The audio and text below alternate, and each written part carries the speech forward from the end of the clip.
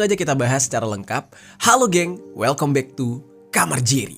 Geng, dari beberapa minggu lalu ya, udah beberapa kasus viral dan menarik banget untuk kita bahas yang terjadi di negara kita. Banyak dari kalian yang minta gue untuk membahas kasus ini. Gue berpikir ya, kalau gue bahas salah satu kayaknya agak kurang aja gitu. Karena ini berkaitan dengan hukum di negara kita. Dan kalian pengen banget gue bahas, ya udah gue bahas sekaligus, yaitu dua kasus yang benar-benar bikin geleng-geleng kepala. Yang pertama adalah kasus pemain judol yang ditangkap karena merugikan bandar. Nah, ini headline di pemberitaan mainstream ya. Di media-media mainstream pemberitaannya kayak gini. Gue tahu mungkin ini judulnya itu kayak agak digoreng sedikit sama tuh media-media. Cuma tetap aja nih, nanti kita lihat fakta di lapangannya tuh kayak gimana. Kenapa kok bisa pemain judolnya ditangkap tapi bandarnya masih dalam pengejaran gitu. Terus yang ngelaporin si pemainnya ke polisi siapa? Kok bisa ketahuan bahwa si pemain-pemain ini ya berlaku curang sehingga merugikan bandar? Padahal secara logiknya ya,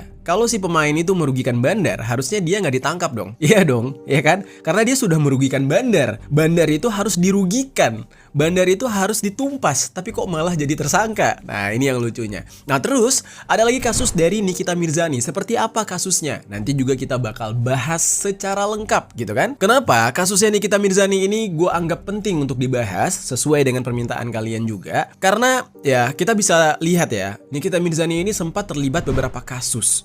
Ya, entah itu kasus dia sendiri atau justru kasus orang lain yang tiba-tiba dia ikut nimbrung. Nah, tapi kali ini bukan cuma soal dramanya, geng. Tapi justru dia dituduh memeras dan melakukan pencucian uang gara-gara katanya dia dapat transferan sebesar 4 miliar rupiah dari seorang dokter kecantikan. Tapi Nikita ini bilang kalau itu adalah duit endorse. Nah, yang bikin kasus ini semakin panas dan bikin gregetan gitu ya, adalah ketika muncul sebuah rekaman suara yang diduga menunjukkan adanya manipulasi hukum, yang katanya itu adalah seorang jaksa dan hakim yang sudah dikunci. Nah, gila nggak tuh? Dan Nikita Mirzani sampai nangis, geng, ngamuk-ngamuk di persidangan.